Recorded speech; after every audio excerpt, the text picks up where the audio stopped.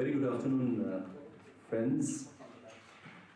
This is also a bit of a special day for many in South Asia and South Asians in Singapore. Today is the Dussehra. So let me take this opportunity to wish all of you a very happy Dussehra. And for Bengalis particularly, some Bengalis here, a very auspicious and happy Vijaya Dashami. And this is of course not to take attention away from the fact that we are less than a month away from the next US presidential elections, which gets us here for this conversation and panel discussion today, being organized by the Institute of South Asian Studies. So without taking more of your time, let me first invite Ambassador Gopinath Pillai, Chairman, Institute of South Asian Studies and Ambassador at Large of the Ministry of Foreign Affairs, to kindly deliver his opening remarks. Ambassador, please.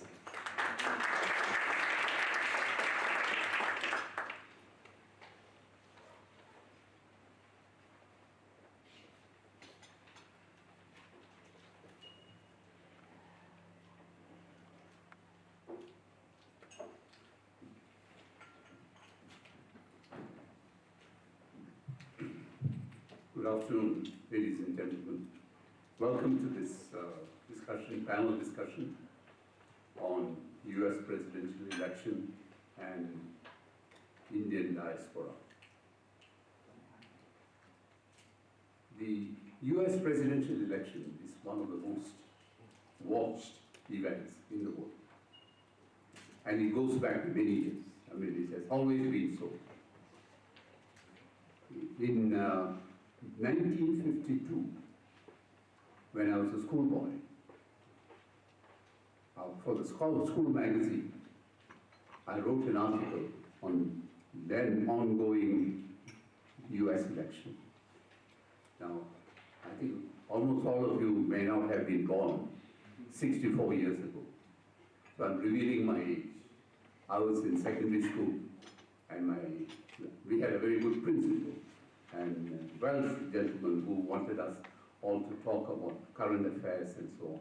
And we had a class magazine. Very few schools have class magazines. They have school magazines, but our class magazine. So I wrote on the presidential election that was going on. It was between a very intellectual person who had a tremendous reputation and impeccable pedigree, a gentleman called Adlai Stevenson. His grandfather was a vice president of the United States, and he himself was a distinguished member of the American Congress when he stood for election against Eisenhower, General Eisenhower, the war hero of Second World War. Now, as far as my memory serves me, when I compare that what happened 64 years ago and what is happening now, one thing is correct, that in both cases, personalities mattered more than issues, but with one big difference. The memory of the war was very fresh in American minds at that time. But Adlai Stevenson never ever mentioned the fact that Eisenhower was of German origin, because that would have been seen as something below the belt. There's also another rumor, which is akin to some of the rumors floating around now, that Eisenhower had a special relationship with his driver, who was a lady. That's more like current, but the fact was, Adlai Stevenson never used it. So the tone and tenor of the election had changed. I think it had become very wild, very vicious, and issues are no longer discussed, but personalities and how many times, and there seem to be women cropping up saying that I've been groped and sort of thing. So that seems to be the center of the whole debate, which is very unfortunate, because what happened to climate change, what happened to trade pacts, all these are relegated to very low priority areas and nothing is done. But one thing I'm sure, the South Asian diaspora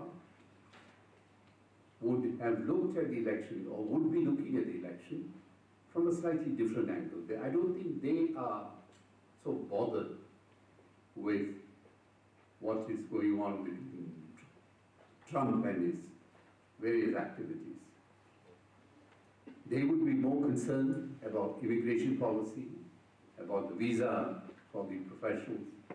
They would look at how the new president, whoever it is, going to deal with India, how their own livelihood will be affected by it. Because they're serious people. They have crossed oceans to get there. They've climbed many mountains to get there. And therefore, they want to look at how the government is going to treat the diaspora. Now, I will leave to the panelists to talk about the election and what diaspora thinks. But I just want to say a few words on the concept of diaspora and what ISAS is doing with the diaspora. The idea of ISAS getting involved in the diaspora was first suggested to me by then President of Singapore, Mr. S.R. Nathan. He suggested that we in Singapore provide a venue for the diaspora from various South Asian countries to assemble, to exchange views. It was not supposed to be an academic affair. It is more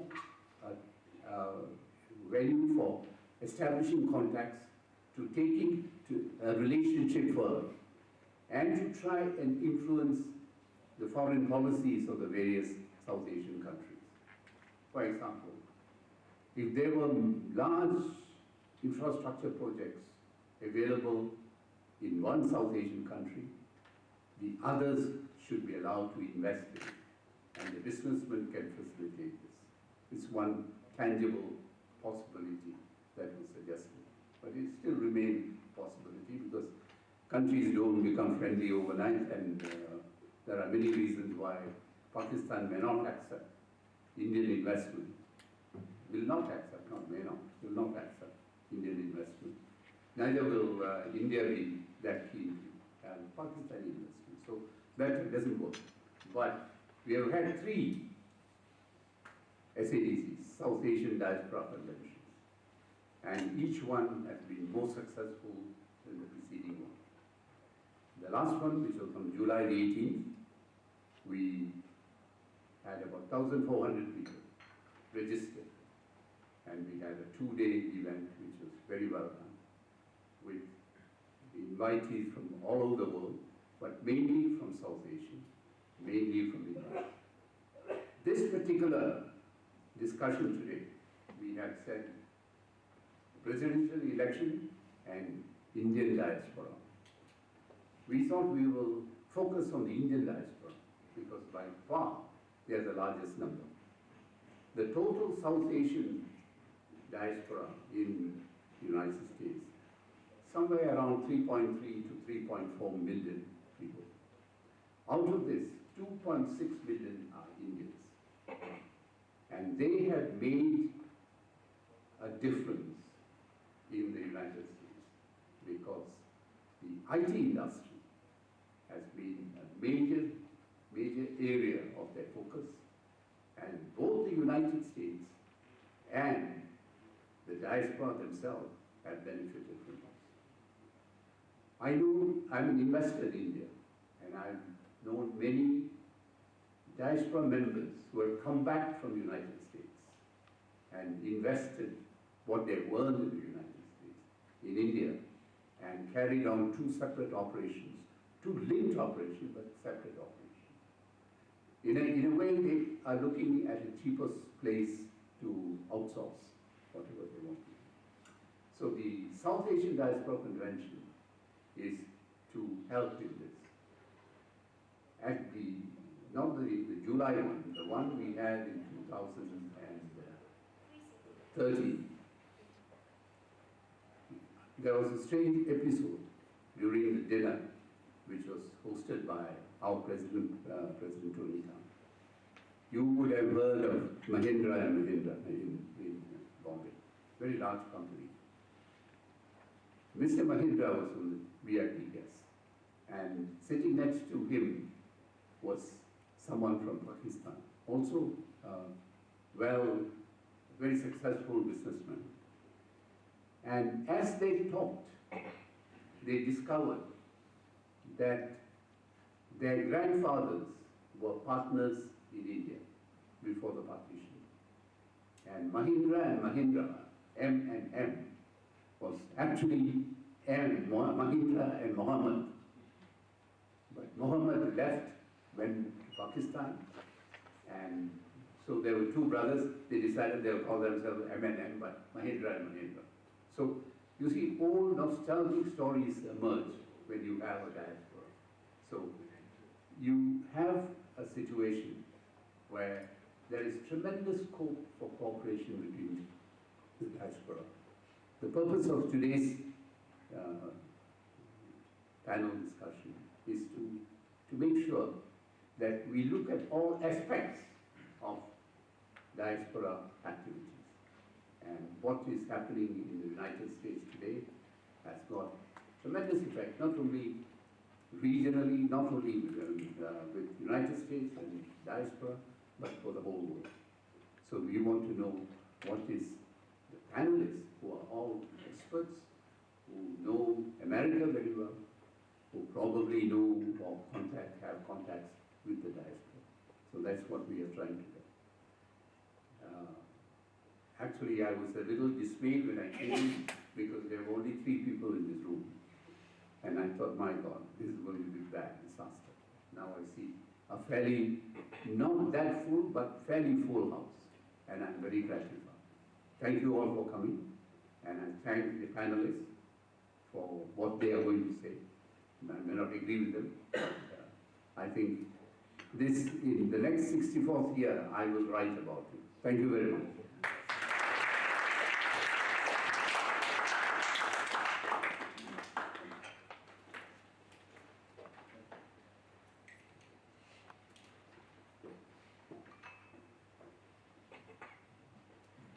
May I now kindly invite the panelists, Ambassador Curtis Chin, Professor Sanjay Chakravorty, Mr. Subhomoy Bhattacharjee, Mr. Sanjiv Aiyar, and Mr. Sanjeev Sanyal.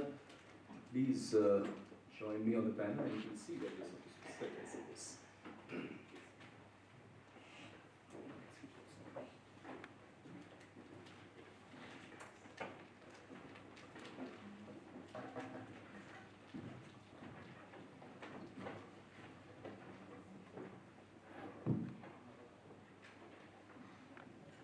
Thank you very much, panelists. As Ambassador Pillai mentioned in the opening remarks,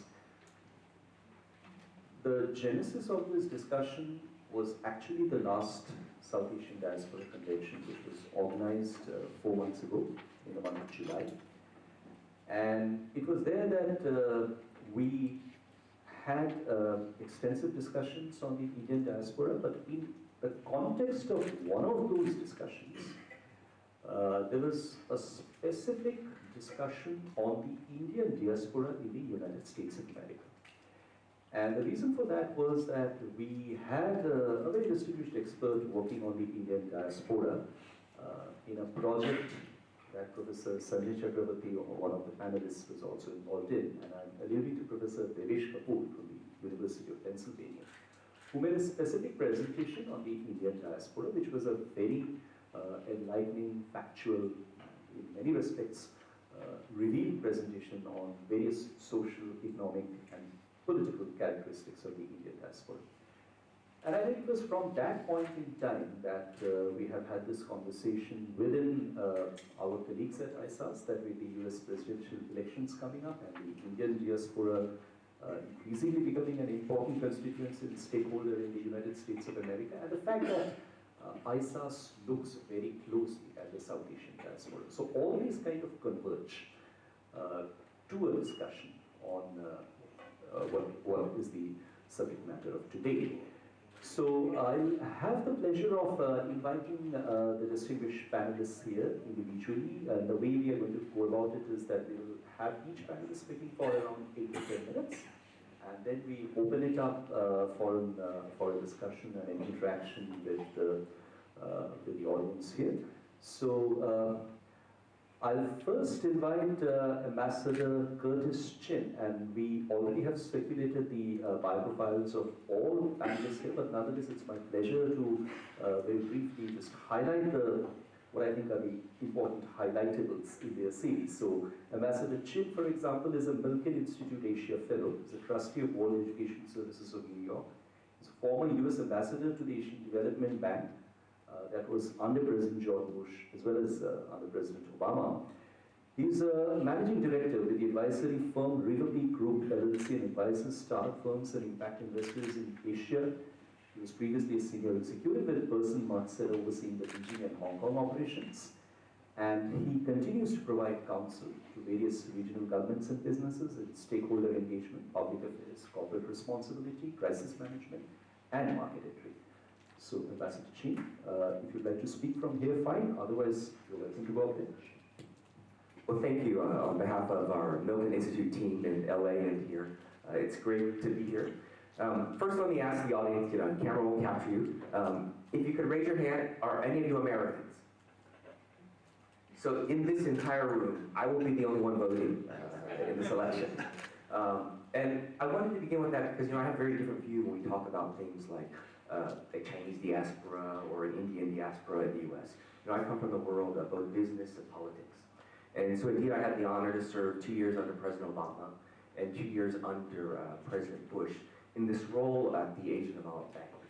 There are a lot of countries who have an ambassador like the UN, these multilateral groups. The US is one of those, for whatever reason, our person at the AD board is an ambassador ranked person. When I was there, India had the ambassador ranked, Philippines, but it changes based on whoever runs whatever country's government. But for me, I like to say, one reason Obama kept me was maybe he forgot about me, or that some issues, we hope, transcend partisan politics, which it seems like these days there's so few issues like that.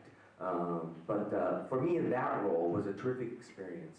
And indeed the person now in the role, President Obama nominated and was confirmed our first Indian American in that role, a woman named Swati, who was a state senator from Iowa. Bipartisan support, and she now sits in Manila in that role. So when I was asked to share some thoughts about the Indian diaspora, I look at it also from my US American viewpoint. Like if I were running a campaign, why do I care about India? Why do I care about Indian Americans? The reality in politics today in Washington is I'm thinking about money and I'm thinking about votes. And so the issues that I will focus on will ideally link up to what my voters want. That's the best of all worlds. But also those friends, the negative would be cronies. What are they trying to get and accomplish? And so when I look at the Indian diaspora, I break it down very differently sometimes than others when they talk about the Indian diaspora, because I'm also looking at who is a US citizen. So the numbers I saw, there are a couple sources I always go to, which are terrific. One is the nonpartisan, like the Milken Institute, nonpartisan Migration Policy Institute, which looks at migration and immigration in general. I think their figure for Indian Americans or Indian migrants is usually again about that 2.5 million figure, of which they say about 47–48% are actually U.S. citizens. They even have a figure, I don't know where they come up with these figures, for undocumented or illegal, whatever you want to call them, migrants, which is usually about 280 to 300,000. So for me, if I were running a campaign or looking at some of these issues, I would pay particular attention, maybe if I have in my district or my state a lot of that voting Indian diaspora. And then again, when you look at the data is key when you're running an election. I go to something called the Asian American Voices in the 2016 election. It's an annual or national Asian American survey that comes out, which looks at voting patterns, voting preferences. And so I went to that before I came in this morning. And it was able to break out Indian Americans, but even there, it's actually very tough to get down to these levels when you're doing your research and your polling of people. One great thing I can tell you about, if we're looking at Indian Americans, Indians in the US, is data shows that usually 80% are very comfortable in English. Very different when I would do polling, let's say, for Vietnamese or Koreans. You'll see that you need to do a lot of polling in their own native language. Because a lot of the migrants in the last 20, 30 years don't necessarily have English as their first language. So how do you get the data from them? And so I looked at some of the data on the Indian diaspora. First, I want to see where they are. And you'll find actually they're concentrated in key cities and key states. So California, New York, Illinois, Texas, a lot of the Indian diaspora there. Cities, San Jose, going back to some of the introductory remarks about Silicon Valley, San Jose, there was another Silicon Valley city that's near the top. Maybe Mountain View, but you know, you look at them and you're thinking, so these Indians, many now American citizens, one, I want to know what drives their vote. So this is very interesting on the issue of the visa status. You know, if you look at from Silicon Valley, the H-1B visa is a visa that if I were running a company still in like Silicon Valley, and I want to get educated, skilled immigrants from India to come in, there's a visa status I can apply for. So of this H-1B visa status, something like 61%, or maybe it was higher, of them all went to Indians, Asian Indians. And so for those kinds of companies, this is one of their issues. But if I were, you know, trying to educate congressmen on the Hill, I need to make it conveyed in a way, it's, well, I'm bringing in Indians to get jobs that an American can do. And so this is, I think, the challenge sometimes for any minority in America, no matter how many generations you're there. How is it that your issues can be more broader than your community, particularly if you're only 2 million people out of whatever the whole voting population is in the US.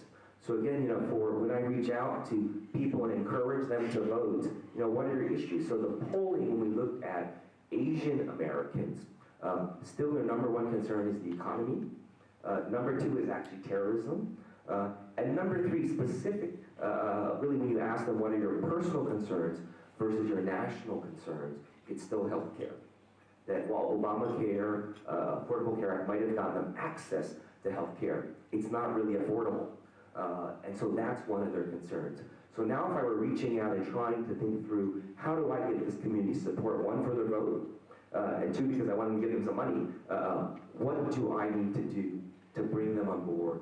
And from the other side, if I'm trying to influence a congressman or a president or a senator, how do I convey that my concerns go beyond my individual small community? And I find that's still a big challenge for so many groups, whether it's we're talking about a demographic group or even a great cause in Washington, where let's say you got to support my foundation or charity do such wonderful things. All true, but there's so many wonderful things that I could support. Why yours? Let me just close with one thing I found online that I found kind of humorous, because when you look at the data, something like 70% now of Asian Americans, and usually higher now for Indian Americans, will support a Democratic candidate. Right, so now it will be Hillary Clinton versus Donald Trump. But when you look at their preferences, it shifted really over the last, 12 years. You know, George H.W. Bush won the Asian American vote. And then it slowly became less and less. And under President Obama, it completely flipped, where 70% or so of the Asian American vote went to President Obama. So it's flipped. And so the key now, if I were running the Democratic Party or Republican Party, is to think through what we call down the ballot.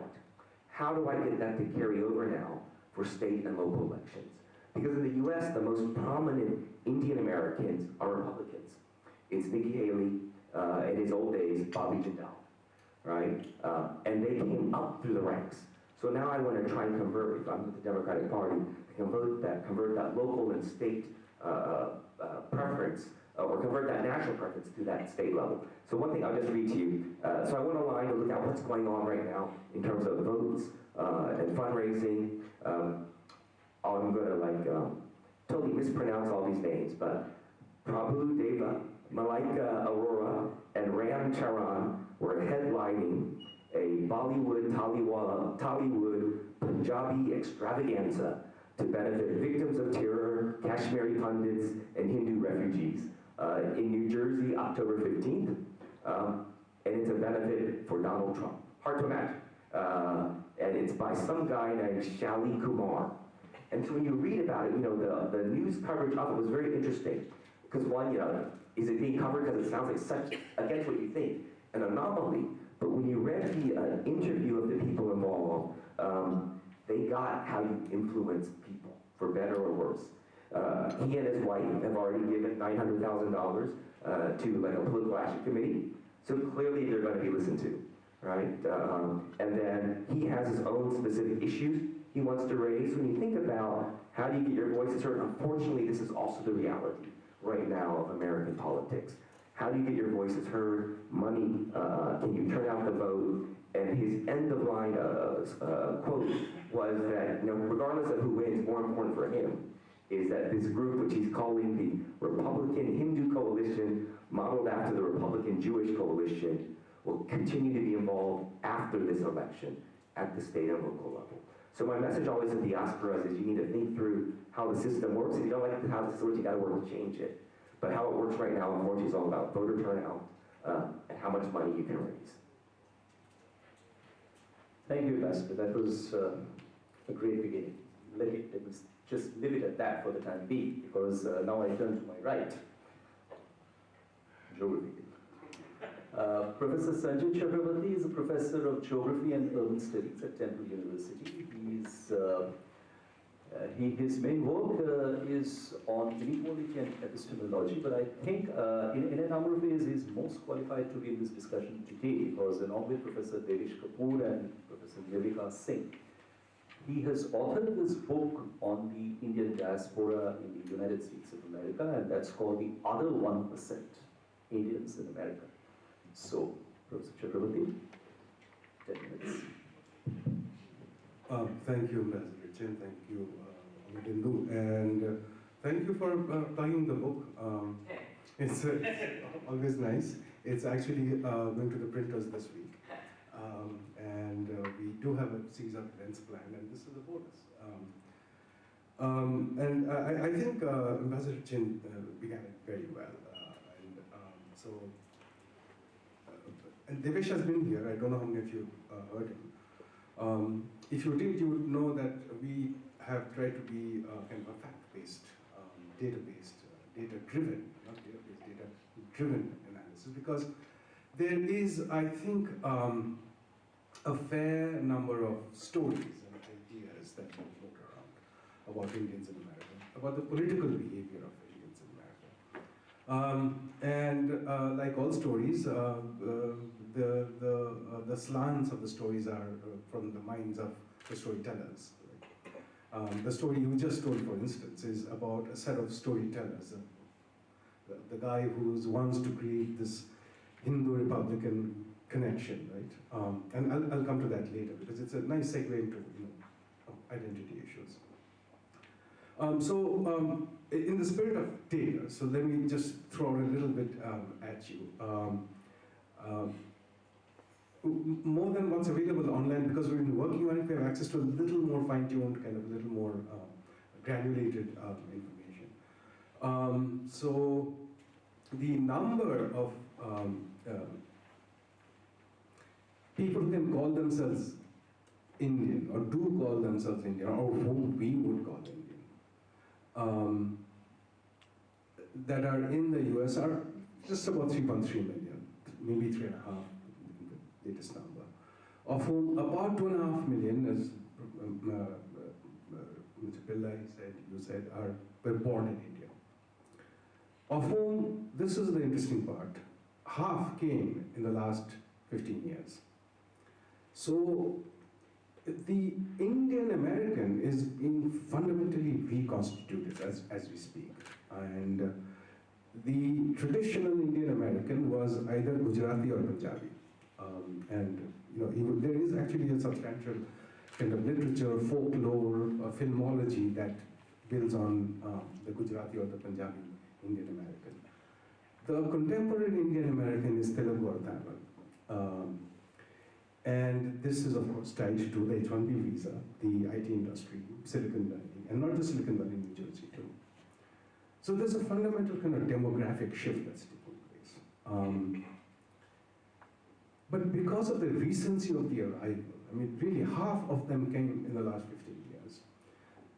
means it's a fundamentally new population.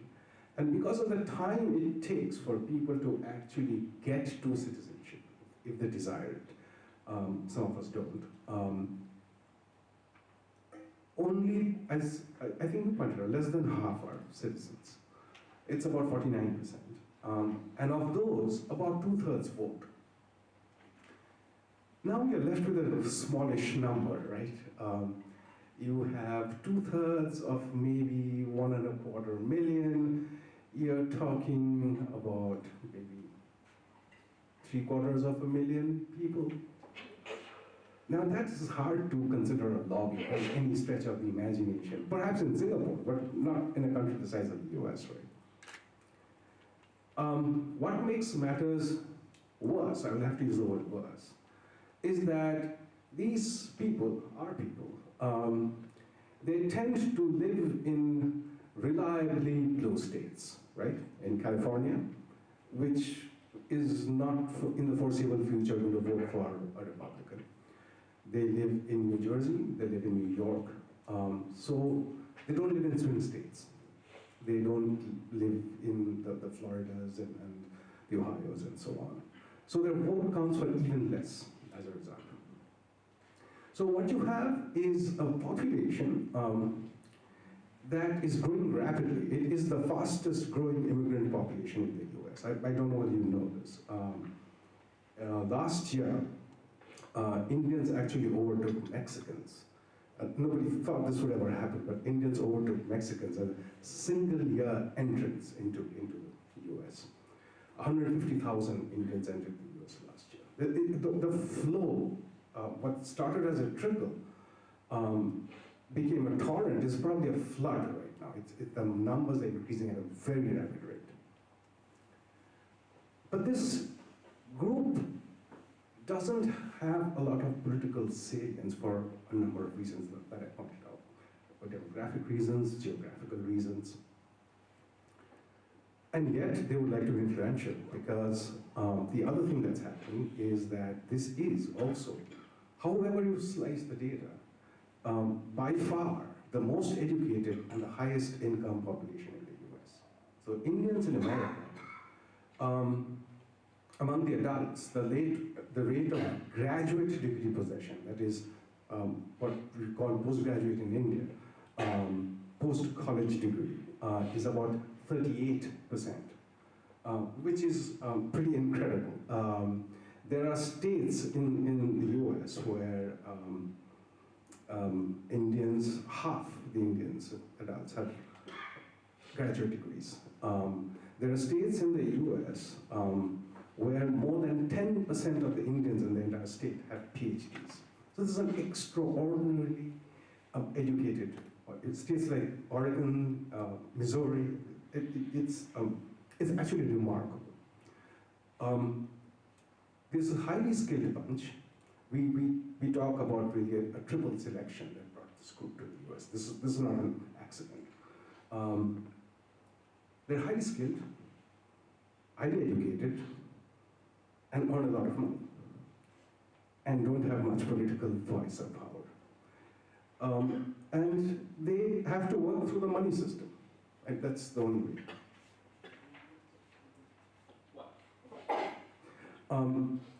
And so they're beginning to get active in the political system. It's overwhelmingly democratic, as you pointed out. 84% voted for President Obama. Our current data show that in spring, the percentage that did not like Donald Trump was 70%. Right, more currently, we don't have the very latest data, but in the last couple of weeks, it's running about 10-1 in favor of Clinton and against Donald Trump. So this election is also going to be overwhelmingly democratic. And the Republican Party has a real problem attracting them. One is because the Democrats' big tent philosophy, true or not. The Republicans' anti-immigration policy, which is becoming harsher. The tone has really harshened in the last 7 years. And what we believe is the debilitating influence of evangelical Christianity. Christianity in the Republican Party, which turns off a lot of other religions, particularly practicing Hindus. And it's to be noted, both Bobby Jindal and Nikki Haley had to convert to Christianity in order to become eligible to actually become kind of legitimate Republicans. So there is a big religion story that's playing in a subterranean underground. There is no doubt for whom this population is going to vote in this election, but there are also no doubt their votes won't count because they will be voting where the Democrats are already going to win. I'm going to leave it at here because others have a lot more to say. Thank you, Professor Chakravorty, and from a very purely narrow chauvinistic sense, I did notice that you didn't mention Bengalis among contemporary Indian Americans. I'll remember that and we'll come back to it. Okay, so we move on to my even further right. Mr. Subhomoy Bhattacharjee, right now consulting editor, Business Standard, of one of the largest rate financial dailies in India. And he has had a long career in financial journalism and was also with the Indian Civil Service at a point in time. Authored one of India's early books on the special economic zones. Please. Thank you, Amitendu, and Ambassador Chen, after that masterly disposition of how the Indian voters are and the granular developments which Sanjay has done, I really wonder whether there is further on the diaspora thing that what I could really contribute on. In fact, I wasn't planning to because I knew that I was coming up after the masters. What I wanted to talk about, and I owe it to Ambassador Pillai's comment about the larger Indian diaspora. I thought I would talk about that.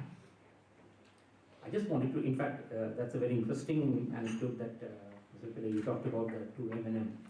Mohammed was the first finance minister of Pakistan who was a joint venture partner with Mahindra, which I referred to in my forthcoming book on coal.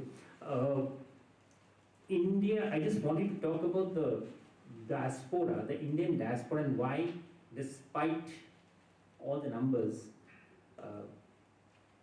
or rather the lack of numbers, what does the diaspora mean for themselves and in the upcoming US presidential elections? I just want to say that India has never really handled its immigration very well. We have been extremely good immigrants. India, over the centuries, has taken in people from across the world. But when its children have grown abroad, the history has been rather sad. In fact, till early 20th century, a person going abroad wasn't the best representative or the best advertisement for India. A large percentage of them went out as Indian child labor between 15th and 18th century. And after that, even those who went out were basically crossing the proverbial Kala Pani. So what happened was, and this is interesting, because when they went out, they effectively cut their link with the country back home. When they did that, they essentially ceased being Indians. I referred to, for instance, a few years ago, I was in South Africa, and I remember I was talking to a lot of Indian friends out there, and the Indian ambassador there, he said, Subhomoy, don't make a mistake of thinking that they are talking to you as an Indian. Their link with India ceased about a century ago. So it's almost like people with the same racial tone and everything, but it's a different population. So when we look at the Indian diaspora and outside glowing, I think that's a perspective that's worth looking at. Why do I say that? Because Indians today are about 27 million across the world who have moved out. This is the Ministry of External Affairs data. Of this, about 3 million, 3.5 million are in USA. If we take the OECD countries, then that's about 10 million. Now here, that's an important distinction to make. Why I'm again talking about it in a larger context, because the Indians moving to the OECD countries and Indians moving to the Gulf are totally two different streams. And therefore, the position that those people take vis-a-vis their local country, the OECD, the Indians moving to OECD countries and Indians moving to the Gulf, is a different one altogether. The Indians moving to the Gulf are largely almost, they almost become the part of the native population in a way, moving from bottom up. There's the population that goes to OECD retains a large percentage back home. Why do I say this thing in the context of the US election?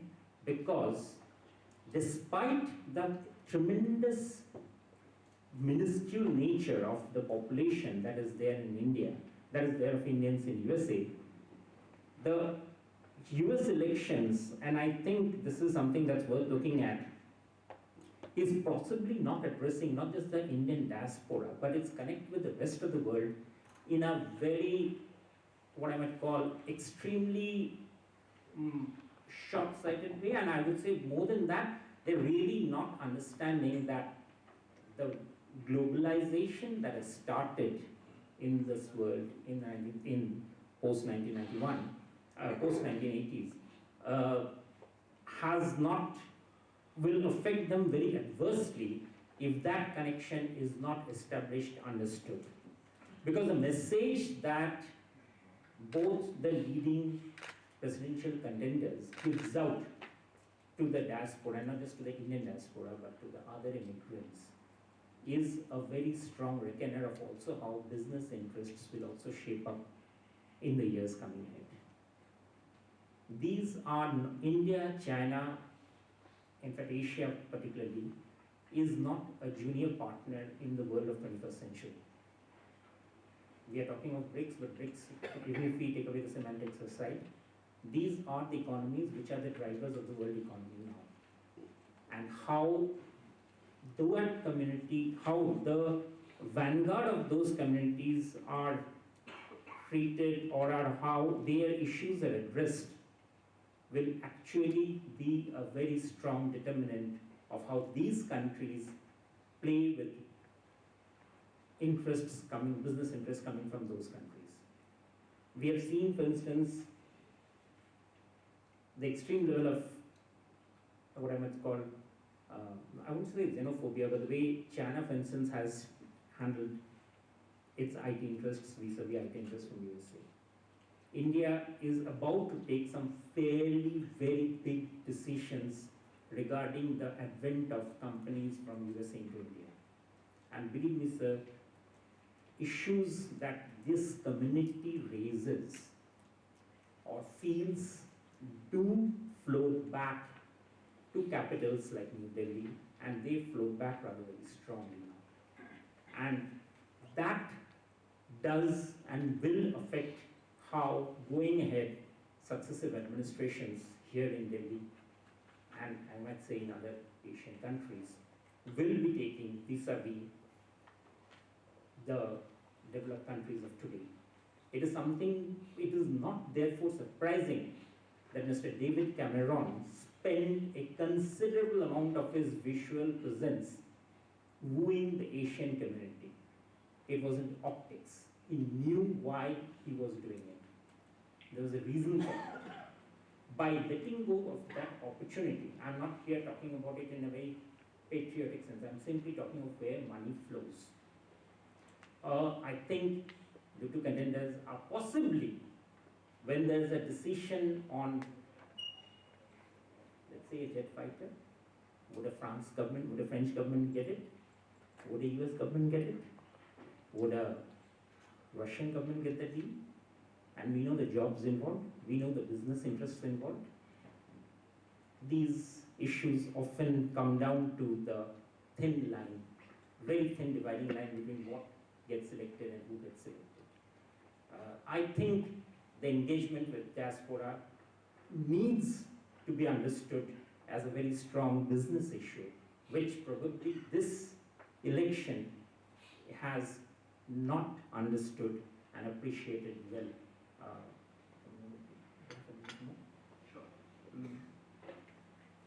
I just wanted to issue just one minute. Sure.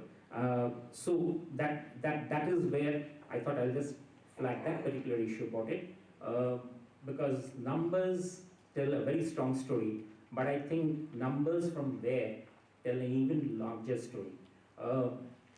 The public-private initiative which President Obama talked about, Indian Diaspora Investment Initiative last year, it's a very small one. It's basically an investment that an Indian can do who's based abroad in a social enterprise back home. These are tokens, but they work a lot. By not being on the ball on these sort of things, I think I sort of feel that US administration coming in, whichever one comes in, is probably doing a disservice to itself. Thank you. Thank you. I think we are increasingly getting into turf which is expectedly not going to stay confined only to US elections and the Indian diaspora, but probably moving well beyond that into a general discussion of various other characteristics of Indian diaspora, perhaps also the South Asian diaspora, which we will probably slowly step into as we go ahead. So now to my left, with pleasure, Sanjiv Aiyar, founder and CEO of ApKar Consulting, a strategy consulting company. Sanjeev is a well-known face and figure in Singapore because of his involvement with the Pan-Indian Institute of Management, Alumni Singapore. He's been a board member of IIM-CIP, vice chairman of TIA Singapore. And previously, Sanjeev was with Singtel for a long time as the managing director of Singtel Global Offices and Special Projects. And he was also with the Hewlett-Packard for 18 years as the VP and managing director of Southeast Asia. Needless to say, a very, very accomplished business leader and an independent advisor for a large number of companies. Please, Sanjeev. Thank you. Well, in political terms, we went to center of right, then to right, and now we are veering to the left. But those are not, that's not my politics. So, as I was looking at the topic, I was wondering, why are we discussing this topic? In the sense that US presidential elections, obviously, it is important, it has global consequences in terms of whoever becomes president and whatever the policies are, affects everyone. So that part of it, one gets it. But is there something unique about the Indian diaspora as far as the impact of US presidential elections is concerned? So is this diaspora affected in a specific way, proportionate to or differently compared to anybody else? I think the answer is probably no. So in that sense, what we are looking at is what US elections, presidential elections, might mean as far as policies are concerned. So one of the things that I looked at least historically, US presidential elections, as far as Indian diaspora is concerned, and numbers were talked about in terms of growth and so on, whatever be the changes in the political landscape of the United States, that really hasn't had a significant impact in terms of the Indian diaspora's ability to get into the United States, in the sense meritocracy has largely prevailed. The quotas, of course, they were more for Indians and less for those, and Curtis mentioned some statistics, H1B, one of the largest being the Indians getting it, but that's to me, that's almost irrespective of what kind of government that was in place. Now, one point that was being made out, that is, the numbers are relatively small in terms of their ability to influence US politics. So here I have a couple of views. One is, outsourcing is a sensitive topic in the political discourse that takes place in the United States. And Indians tend to be equated or rather synonymous with outsourcing. So therefore there is a danger if you raise your visibility too high and then you play into the politics of outsourcing, and inadvertently you might end up doing more harm than any good, particularly when your numbers are smaller. So one thing that I do know is that when you're a minority, sometimes it is good to keep your head low and just get your things done versus shouting from the rooftop and then get shot. The other is, as far as political influence goes, I think the Indian diaspora, particularly in the US, probably has much more influence in terms of policies in India, particularly with the new government. So recently I was in Singapore. It was a live telecast. Prof. Mitra was also there, which was the inauguration of the Pravasi Bharatiya Kendra. So the Modi government definitely has taken the focus on Indian diaspora, Pravasi Bharatis as they are called, to newer heights. So and within that, probably the US diaspora has a special place for a variety of reasons, given the successes that they have managed to create, particularly in Silicon Valley, the relatively high percentage of highly educated people, I'm talking about researchers in that category, and therefore able to whatever patents and other things that they have filed and so on and so forth. So there is potentially some influence or a lot of influence that they can wield in terms of how India shapes its global policies. The other point that I wanted to touch upon is that while the numbers in the US are big, yesterday's Straits Times had a report saying that Australia now has some 1.8 million or so, some such number of Indians. That's a pretty significant percentage. And why am I saying this? I think the landscape is shifting in terms of the geographical focus of Indian diaspora. Let me give you an anecdote. I came to Singapore about 35 years ago. And as Amitendu said, that I'm from Indian Institute of Management. So when I came here, there were only 4 of us in Singapore. And today, Singapore is home to the largest single city presence of IIM alumni outside of India is in Singapore. It's about 1,800 or so. IIT alumni in Singapore is probably about 3,000, 3,500. Again, from very small numbers. Now, these numbers in the context of millions that were talked about probably don't tell a story, but in terms of the exponential growth path that some of these numbers have taken, those are significant. So the point I'm making is that if you look at Asia Pacific as a geography, of course it is a mix of many different countries, that number is probably pretty significant. And then you combine that with the Act East policy of at least this government in India. That I think is probably going to be a significant point to be contended with. So the balance is probably shifting somewhat from extreme US focus to this side of it.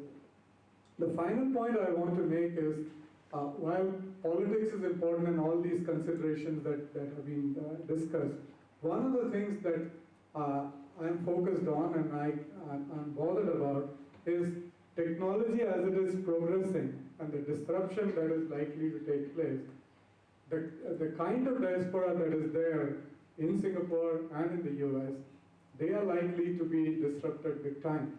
And what I'm talking about is automation as it is taking root, the kind of automation, the cognitive systems and other things that are happening, that is going to impact knowledge workers, highly educated people for the first time maybe, versus the general workforce kind of productivity improvements. So you thought of that as affecting a car assembly person or a carpenter or whatever, but now investment bankers, people in knowledge jobs and particularly automation, let's say, of service jobs.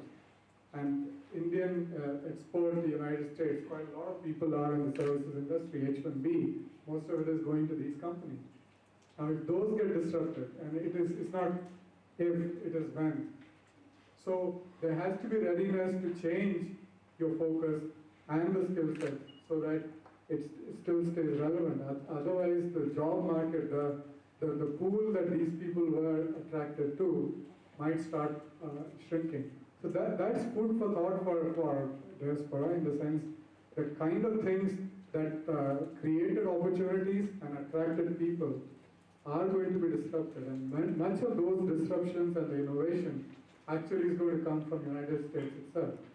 And that will play into the whole politics of more jobs in the US, and it is perhaps likely to happen within that. So that's food for thought, and I'll be interested in listening to other views as we go. Thank you. Thank you, Sanjeev. Thank you. And now, last but not the least, of course, Mr. Sanjeev Sanyal, economist, urban theorist, best-selling author, was Deutsche Bank's global strategist and a managing director till some time ago, was named a young global leader by the World Economic Forum, has been a visiting scholar at Oxford, adjunct at the Institute of Policy Studies, Singapore, senior fellow of the Worldwide Fund for Nature, and is currently a member of the Future City Committee of the Singapore government, which is creating a roadmap for the city-state for the next 15 years. Sanjay. Thank you very much. I'm going to take a somewhat more historical view of the whole thing and look at how diasporic political engagement has happened in various other parts of the world, and perhaps draw out some lessons from it about what may happen in the US, particularly drawing on the experience of the Indian diaspora in the UK in particular. One of the interesting things about the Indian diaspora of the last 100 years is that in the first 50 years of that, the Indian diaspora was actually pretty politically active. I don't agree that that the Kala Pani idea led to a cutoff of the Indian diaspora after the 19th century. Far from it. The Indian community was very, very politically active, whether you take in Gandhi in South Africa, or the INA here in Singapore, or the Ghadar movement in 1915 in North America. They were very politically active, very engaged. People were going back and forth. It was an age of globalization as well. And so there was a lot of political activity. Now, what is interesting is that despite this huge amount of mobilization and political activity, after India became independent, interestingly, somehow the Indian diaspora became less politically active, almost disenfranchised, even in places where they were both economically or numerically there in large numbers. So whether you take the Chettiars in Burma, where they basically were very powerful economically, but they were basically pushed out, thrown out effectively after independence. You had a similar thing happening in many places in East Africa. Of course, Idi Amin literally overnight threw out the Gujarati Indian community generally, primarily Gujarati community, and so on. But even in areas where they had a large population, like say Fiji, or right across in Malaysia, where there was a significant proportion of the population, they basically did not activate themselves and use their numbers in any significant way to participate in politics. So effectively, there was a large number of people. Maybe in the US they were a smaller number, but in other parts of the world as well, where they were a larger number and had the economic resources as well, Indian diaspora really didn't count in any meaningful way in the political landscape. Now, this had obvious implications, and one of that was that even when individuals somehow took part in the political process, they did so by essentially downplaying their Indian identity. And of course, the examples were already given of my former classmate, Bobby Jindal, who was with me in Oxford, and the other lady, Nikki Haley. So they very much downplayed their Indian identity. Bobby, of course, changed his name from Piyush to Bobby. He renounced Hinduism and became a Christian, and so on and so forth. So very much having, far from playing on the diasporic feeling, they went out of their way to actually underplay it, renounce it almost. Now that, interestingly, in my view, is dramatically changing in the last less than 5 years. Part of it is, of course, the population changes that were discussed. But there is also a very different feeling of a feeling of being Indian, which is quite interesting in that sense that this is not just being American Indian connected back to America, but a feeling of a diaspora across all diasporic spaces. Singaporean Indians communicating with American Indians and having a conversation about politics in the UK or something like that. So this kind of a phenomenon is beginning to happen. And one of the places where this sort of growing consciousness has already begun to show through is actually the UK. Now, the Indian origin population, now there it really gets complicated for a number of reasons to separate out the Indian from the South Asian. But it's easier maybe to do it with the Hindu Sikh population, which are obviously Indian origin, who are about 2% of the population. There is also significant non-Hindu Sikh Indian population as well. So this number is actually larger. And this population had historically always been solidly labor. So much so that a survey done somewhere in late 90s, 1997, I think, found that almost 80% of the population were labor voting. Now, 20 years later, that percentage has completely changed. Less than 20%, so from 80% being labor, something like less than 20% now consider themselves solidly labor. And in fact, they showed through in the last election that happened, something like, now this is a guess, but something like 2/3 or some thereabouts actually voted for the Conservatives. And this is not just something in statistics. I know this personally from, I studied in the UK, lots of friends there, worked there, and I could very clearly see the shift happen. Now there are many reasons for this there, not the least the fact that a certain part of the Labour Party has been taken over by sort of jihadist leaning Pakistani groups, particularly in northern England, which has significantly made the Hindu Sikh groups feel uncomfortable. Not only that, there is a significant, the Indian Muslims who tend not to be so radicalized, and of course the Christians and others as well, have also generally begun to feel uncomfortable with the Labour Party as a result of that. This has combined with the fact that of course the Indians themselves have become wealthier. So their economic interests also have simultaneously changed. So this combination of these two factors has meant that there has been a significant shifting away of the Indian community, away from the traditional labor-related affiliation to certainly voting as a bloc. It may not have become solidly conservative yet, but certainly a bloc that now votes right now for conservative and may over time even get solidified in that direction. Now, why has that happened? As I mentioned, one of the factors was their economic status, the problems they have with on a religious identity, but also the fact that the conservatives went out of the way to do them. The role of mobilizing them into consciousness, however, forget the affiliation, but there has been a role of mobilizing this consciousness, which has been partly at least the role played by the Indian government in recent times. So, Modi is turning up in Madison Square, in Wembley and so on. He has been an important part of bringing together different language groups, state groups, regional groups that used to be there, suddenly working together. They're making friends across groups. And that has been actually quite an important part of that phenomenon. Now, what about the US? Now, as I mentioned earlier, for a number of reasons, the Indians have been generally Democrat voting like they used to be Labour voting in the UK. But I think the more strong thing one can say that far from being Democrat oriented, they've historically actually been more apathetic more than anything else. Partly maybe because we were not large enough in number or whatever the reason may be. But even there, while I may not have all the detailed numbers, but I can see myself personally that there has been a definite shift in terms of the consciousness. This may again be happening because numbers have gone up, their financial position has improved, but there are, as I said, Modi's Madison Square Garden event was a very important thing, but so have other issues which have united the community. One of them being the California textbook case.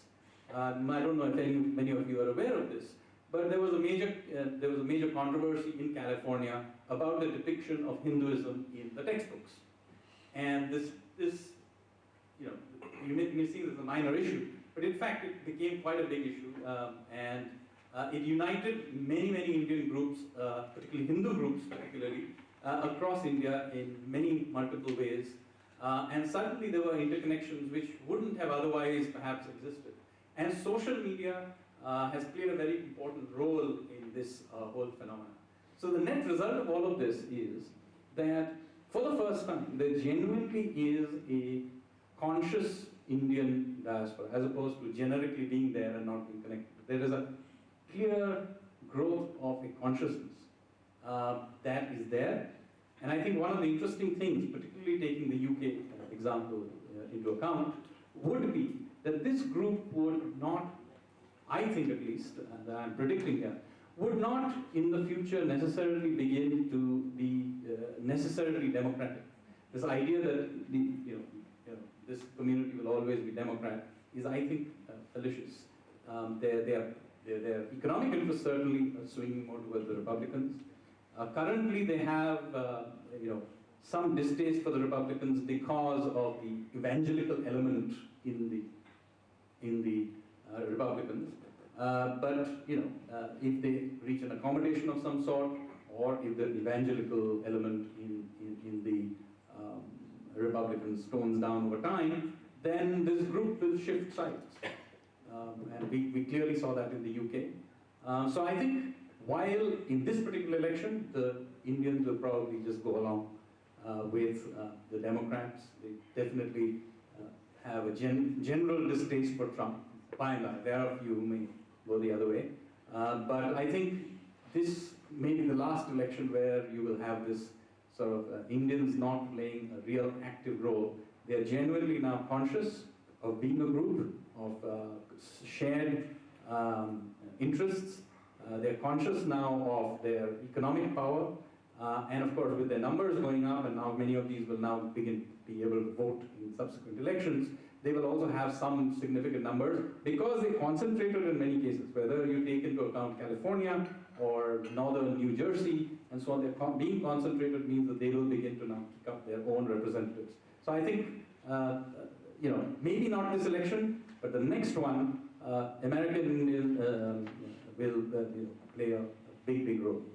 Thank you, Sanjeev. I think thank you very much for first bringing the historical perspective, and then of course the contemporary shifts. And let me get on to the next segment of the discussion.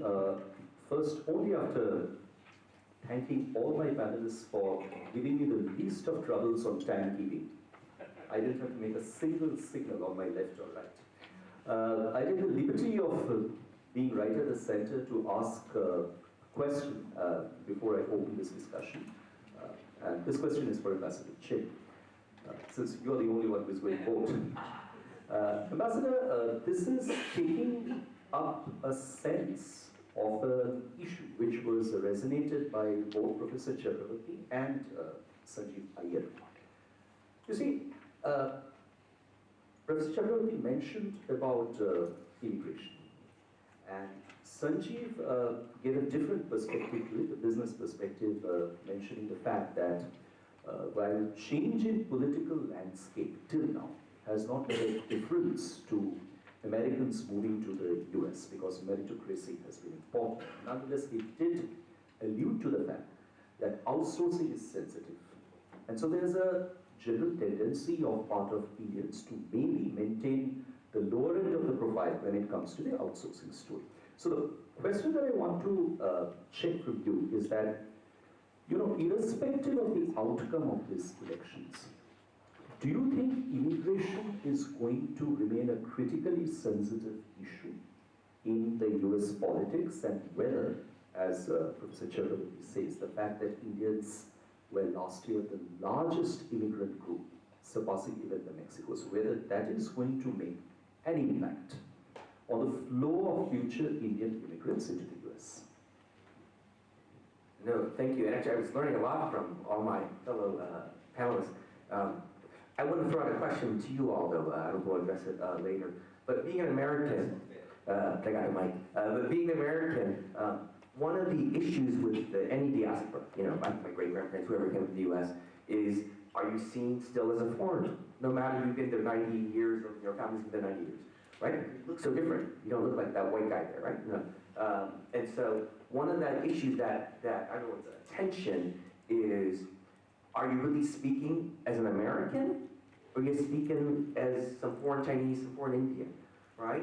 And I don't think people talk about this enough because we lump it all together. You're a diaspora. Well, no, my views probably, because my great-grandparents came over in 1890, is very different than that person who came over 6 years ago from Fujian province, right? And so I think when we think about immigration now, this will be very interesting about how different ethnicities and groups and businesses become involved in this issue.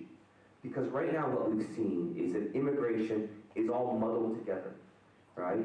Because some have argued for this phrase, comprehensive immigration reform.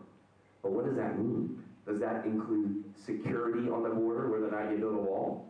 Does that include admitting 55,000 Syrian immigrants? That's immigration too. Does it include more visas for the high-tech companies that are funding my campaign? Right? So I think that for the next president, he or she will have to address immigration.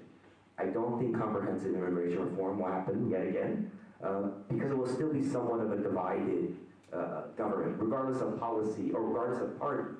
There is no agreement on these critical issues. So next president will have to address immigration. I think it will still be very piecemeal in doing it. But my Singapore question was, I'm always intrigued by Singapore, because maybe there's more Singaporeans than Americans here.